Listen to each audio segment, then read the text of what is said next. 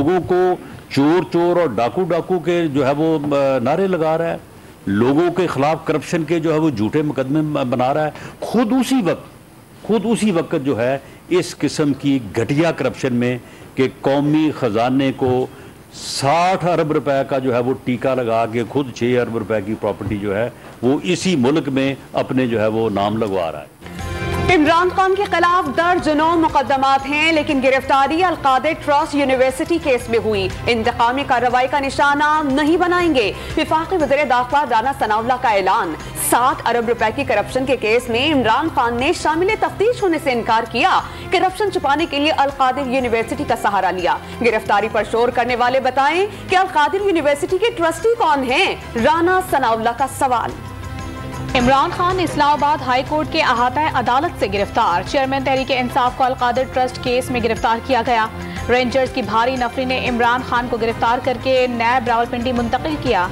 گرفتاری کے دوران وکلا اور رینجرز اہلکاروں میں ہاتھا پائی، عمران خان پر تشدد کیا گیا، سر اور زخمی ٹانگ پر مارا، ویل چیئر بھی پھینک دی۔ چیئرمین پی ٹی آئی کے وکیل بیرسٹر گوہر کا دعویٰ۔ عمران خان کی گرفتاری پر اسلام آباد ہائی کورٹ کے نوٹس پر سماعت، آئی جی اور ایڈیشنل سیکریٹری داخلہ عدالت میں پیش۔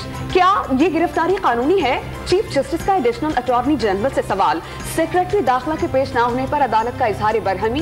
عمران خان کی گرفتاری کے وارنٹ جاری ہوئے تھے لیکن نہیں معلوم کہ انہیں گرفتار کیسے کیا گیا۔ آئی ٹی اسلام آباد پولیس کا عدالت کے روبرو بیان۔ القادر ٹرسٹ کیس کے حوالے سے ایک نوٹس ملا تھا جس کا جواب دینے کے بعد پھر کوئی نوٹس نہیں ملا۔ عمران خان کے وکیل خواجہ حارث کا موقف، ایڈوکیٹ جنرل رپورٹ دینے کے لیے کل تک کی مہلت طلب۔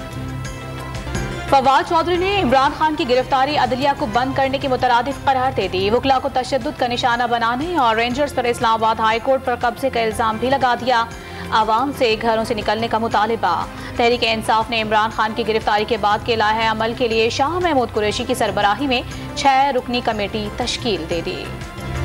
عمران خان کی گرفتاری کے خلاف اسلام آباد، لاہور، کراچی اور کوئٹہ سمیت مختلف شہروں میں پی ٹی آئی کارکنان کا احتجاج، کارکنوں کا فیض آباد پر دھرنا، سری نگر ہائی وے پر بھی احتجاج، لاہور میں زمان پارک کے باہر ڈنڈا بردار مشتعل کارکنان کی توڑ پھوڑ، لبرٹی چوک، اکبر چوک، مین پیکو روڈ، ٹاؤن شپ مین کینال روڈ اور فیصل ٹاؤن میں بھی احتجاج۔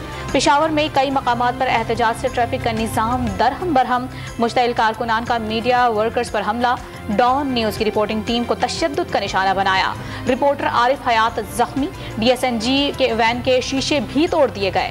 سیالکوٹ، باجوڑ، ٹانک میں بھی کارکن سڑکوں پر نکل آئے، ملتان میں ڈنڈے بردار خواتین کی دکانیں بند کرانے کی کوشش۔ کراچی کے مختلف علاقوں میں پی ٹی آئی کارکنان کے احتجاجی مظاہرے، شارع فیصل پر نرسری کے مقام پر بڑی تعداد میں کارکنان جمع، پولیس کا کارکنان کو منتشر کرنے کے لیے آنسو گیس کی شیلنگ، مشتعل کارکنان نے پولیس موبائل کو نظر آتش کر دیا، مختلف مقامات پر احتجاج کے 22 سڑکیں بلاک، گاڑیوں کی طویل قطاریں لگ گئیں، ملیر قائد آباد پر احتجاج ختم کرا دیا گیا، شارع فیصل کو بلاک کرنے نہیں دیا جائے گا، ڈی آئی جی کا اعلان۔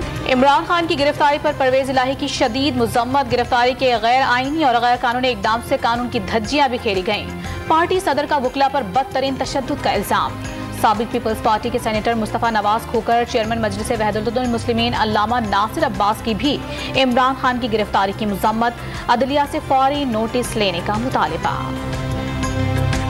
چیئرمین تحریک انصاف کی گرفتاری کے مناظر تشویشناک ہیں، جرمن سفیر کی تمام فریقین سے پرامن رہنے کی اپیل، پاکستان کی ترقی کے لیے تمام فریقین کو مذاکرات کو ترجیح دینے کا مشورہ۔